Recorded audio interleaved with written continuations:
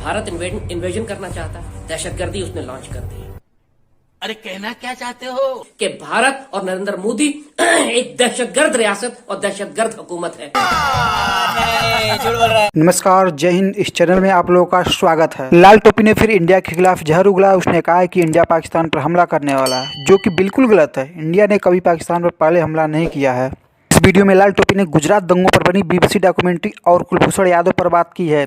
आइए आगे वीडियो में हम सुनते हैं उसने क्या कहा है। ये बात हम पूरी पाकिस्तानी कौम और मुसल्लह अफवाज को बार बार समझा रहे हैं कि भारत पाकिस्तान पर रशिया यूक्रेन जंग की तर्ज पर एक बहुत बड़ी जंग मुसल्लत करने वाला है। भारत की जंगी तैयारियां जो पिछले 1.5-2 साल से वो कर रहा है, सियाचिन से लेकर बहिर अरब तक एक बहुत बड़ा महाज, तकरीबन 2-2.5 हजार किलोमीटर का महाज ये हमारे खिलाफ अब खोलने जा रहे हैं। और इस महाज को खोलने से पहले इन्होंने पाकिस्तान के अंदर खौफनाक दहशतगर्दी दोबारा लॉन्च कर दी है। उसके जो भी असबाब हैं वो हम पहले बात कर चुके हैं, लेकिन अब हम इनके ब्रास टैक्स पर आएंगे, यानी एक्चुअल इशू क्या है। भारत इन्वेजन करना चाहता है। हमें आज हिंदुस्तान से कोई खतरा नहीं। उन्होंने कभी हम पे हमला नहीं किया। इंडिया से मैं समझता हूं कोई खतरा नहीं। हमने 4 जंगें लड़ी, उनसे सब हमने शुरू की है। उन्होंने कोई जंग नहीं किया। खतरे में है, मगर जो सबसे ज्यादा खतरनाक हमला बड़ी जंग से पहले किया जाता है मुल्क के ऊपर, वो अफलाकी जंग है, information warfare, propaganda war, psychological operations. मशरकी पाकिस्तान में भी यही था कि इससे पहले कि भारत मशरकी पाकिस्तान पर चारों तरफ से हमला करता, उसने मुक्ति बाहिनी के दहशतगर्द तैयार किए थे, जो 8-10 महीने पाकिस्तान आर्मी के खिलाफ लड़ते रहे।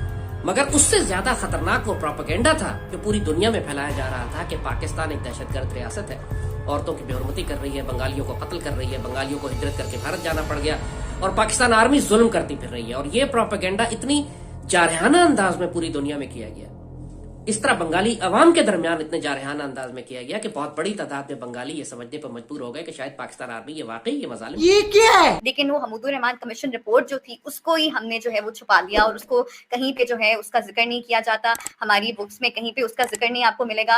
उसको बाकायदा जो है खुफिया रखा गया। और अभी ये रिसेंटली 2000 के अंदर जो है उसको एक इंडियन न्यूज़पेपर ने उसके कुछ हिस्से जो थे वो पब्लिश कर दिए। तो उसके बाद जब वो कुछ हिस्से उसके पब्लिश किए गए, तब 2000 के अंदर 2000 में रिसेंटली ये हुआ कि उसको फिर डीक्लासिफाई किया गया और पाकिस्तान में भी जो है वो कुछ जगहों पे वो आ गई। लेकिन अभी हैं तो वो 3 मेन बातें जो है वो मैं आपको उसमें से बता देती हूँ। पहली बात तो ये कि जनरल याहिया खान जो हैं उनके किरदार के ऊपर सख्त तनकीद की गई रिपोर्ट के अंदर, और उन्होंने ये बताया कि जनरल याहिया जो है वो ये जो पूरी जंग जब शुरू हुई ये सारी जो लड़ाई, तो उससे कुछ महीने पहले तक वो एक ऐसी पोजीशन में थे कि वो पॉलिटिकल सोल्यूशन निकाल सकते, वो नेगोशिएट कर सकते।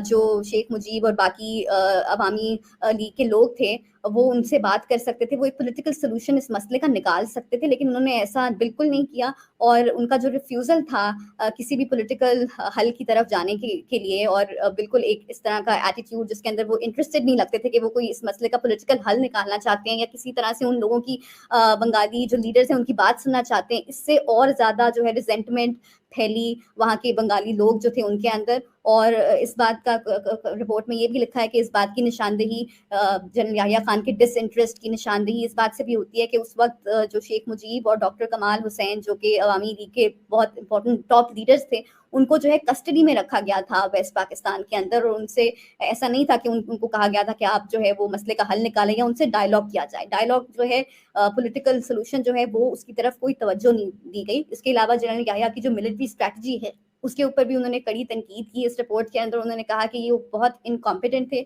और वो इस पोजीशन में हमने जो है वो मासूम लोगों के ऊपर जो है वो बहुत तशद्दुद किया गया, ताकत का इस्तेमाल किया गया। बंगाली जो प्रोफेशनल्स थे उनको तो पर्टिकुलरली टारगेट किया गया। उनको इंटेलेक्चुअल्स जो थे, राइटर्स जो थे बंगाली, डॉक्टर्स, इंजीनियर्स, प्रोफेशनल्स जो थे, उनको जो है वो टारगेट करके कत्ल किया गया। और फिर इस हद तक वहाँ पे एट्रॉसिटीज़ हुई, इस हद तक वहाँ पे कत्ल हुए इतनी बड़ी तादाद में कि उनको मैस ग्रेव्स बनानी पड़ी उन सबको दफनाने के लिए। और आखिर में सबसे ज़्यादा मेरे ख्याल से जो तकलीफ़देह बात इस पूरी उसके अंदर है वो ये है कि बंगाली ख़वातीन के साथ जो है वो बहुत जुल्म किया गया और उनको रेप किया गया।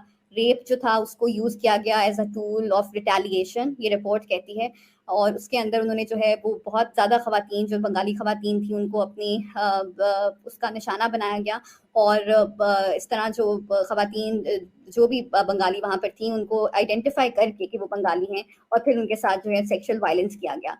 और इसके अंदर सबसे ज़्यादा अनफॉर्चुनेट बात ये है कि ये ऐसे नहीं था कि किसी एक सोल्जर ने कर दिया या कुछ सोल्जर्स ने कर दिया या कुछ ट्रूप्स इस तरह की थी जिन्होंने कर दिया, कि टॉप पे लीडरशिप लेवल के ऊपर जो है इस पूरी चीज़ को, सेक्सुअल वायलेंस को, रेप्स को इनकरेज किया गया। और एक जो बहुत तकलीफदेह बात है वो ये है कि जनरल न्याजी जो हैं, उन्होंने, जनरल AK न्याजी, उन्होंने खुद जो है वो इस बात को इनकरेज किया था कि वो रेप करें ट्रूप्स जो हैं। और अब पूरी दुनिया में इंडिया एक नई कैंपेन बिल्ड कर रहा है कि Pakistan is a terrorist state. Pakistan एक रियासती तौर पर दहशतगर्द रियासत है। सही पकड़े हैं। और आपने नोट किया कि इंडिया ने अभी तक मुंबई हमलों को रेफरेंस पॉइंट बनाया हुआ, बार बार पूरी दुनिया के आगे लेके आते हैं कि मुंबई हमले पाकिस्तान ने कराए, लश्कर तैयबा ने करवाए, वो पाकिस्तानी दहशतगर्द हैं और ये सारे। तो उन्होंने 12-15 साल हो गए, लेकिन मुंबई हमलों को दांतों से पकड़ा हुआ है। पाकिस्तान के खिलाफ इस्तेमाल बार बार करते हैं। पूरी दुनिया के बड़े बड़े हुक्मरान कहते हैं जी हमें बड़ा अफसोस है कि मुंबई पे हमले हो गए थे। तो इस नैरेटिव के बयान में कि भारत एक दहशतगर्द रियासत, ये पाकिस्तान एक दहशतगर्द रियासत है, पाकिस्तान ये नैरेटिव क्यों नहीं बिल्ड कर रहा कि भारत असल में एक दहशतगर्द रियासत है? और उसके लिए दो बहुत स्ट्रांग पॉइंट्स हमारे पास मौजूद हैं। एक, भारत के अंदर मुसलमानों का जो जेनोसाइड हो रहा या होने वाला है, हिंदुत्व एक्सट्रीमिस्ट आइडियोलॉजी पर अब पूरी दुनिया बात कर रही है। ये जिस तरीके से मुसलमानों के खिलाफ नफरत पैदा कर रहे हैं, जिस तरह पूरे भारत के अंदर 1 अरब हिंदुओं को ये मुसल्ला करके 20 करोड़ मुसलमानों को जिबा करने की बात कर रहे हैं, ये मेन स्ट्रीम इंडियन नैरेटिव है। गुजरात, अभी BBC ने पूरी रिपोर्ट निकाली है जिसमें नरेंद्र मोदी को उन्होंने गुजरात मैसेकर ऑफ गुजरात का जिम्मेदार ठहराया है, और इस फिल्म को, BBC डॉक्यूमेंट्री को बैन कर दिया गया पूरे इंडिया के अंदर। तो ये तो एक ऐसा नैरेटिव है कि जो अल्लाह ने हमारे हाथ में दे दिया है। खुद BBC की बनाई हुई डॉक्यूमेंट्री है, कोई ये भी नहीं इल्जाम लगा सकता कि पाकिस्तान ने किया ये। तो रियासत पाकिस्तान इस डॉक्यूमेंट्री को पूरी दुनिया में ट्रांसलेट कराकर पूरी दुनिया में रेफरेंस पॉइंट के तौर पर क्यों नहीं इस्तेमाल कर रही कि भारत और नरेंद्र मोदी एक दहशतगर्द रियासत और दहशतगर्द हुकूमत है? एक तो ये पहलू हो गया।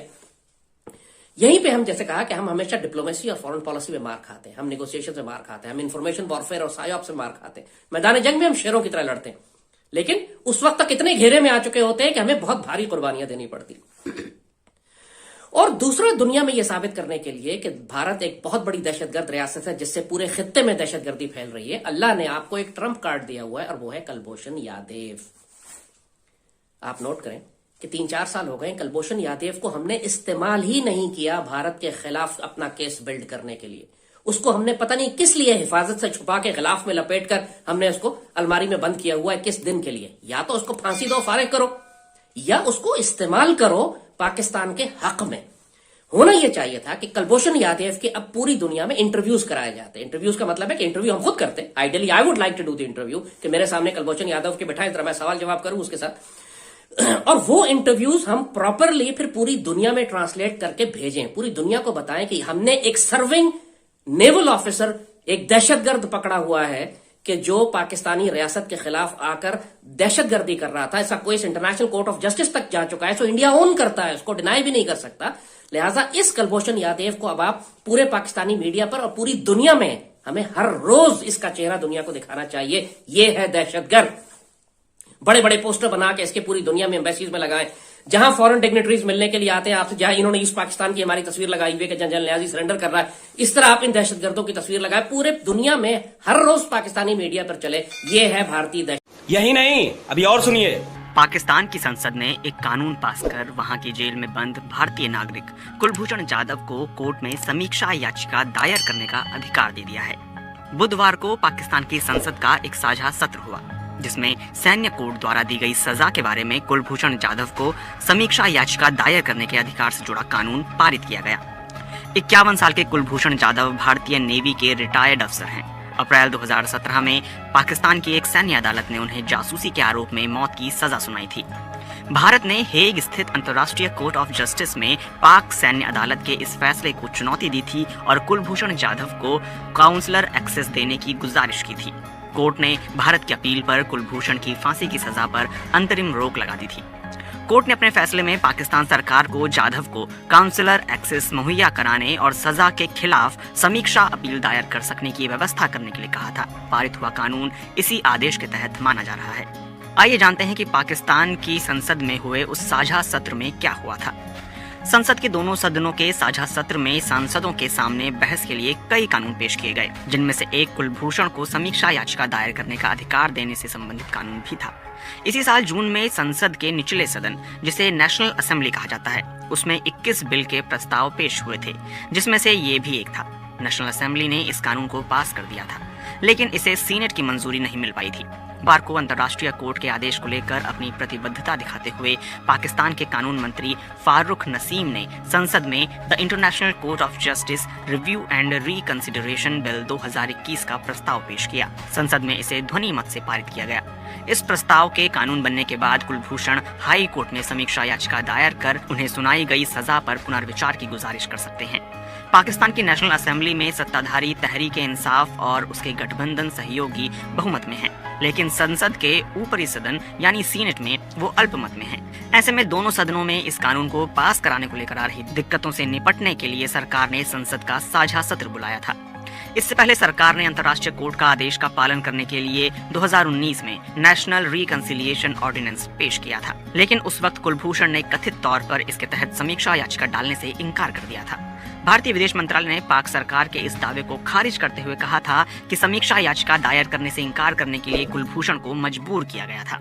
बाद में साल 2020 में सरकार ने अपने रक्षा सचिव के जरिए इस्लामाबाद हाई कोर्ट से कुलभूषण के लिए एक वकील नियुक्त करने की गुजारिश की थी।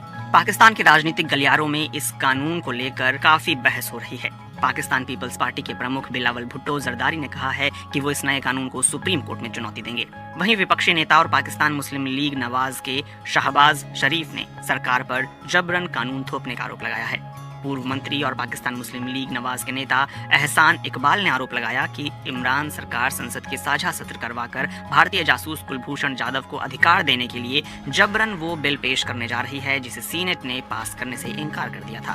क्या जासूसों के लिए इस तरह का कानून पास होना चाहिए? वहीं इस पर भारत ने कहा है कि इस कानून में कई खामियां हैं और इंटरनेशनल कोर्ट ऑफ जस्टिस के आदेश को उसकी भावना में लागू करने के लिए और कदम उठाए जाने की जरूरत है। इंडियन एक्सप्रेस ने सूत्रों के हवाले से कहा है कि भारत सरकार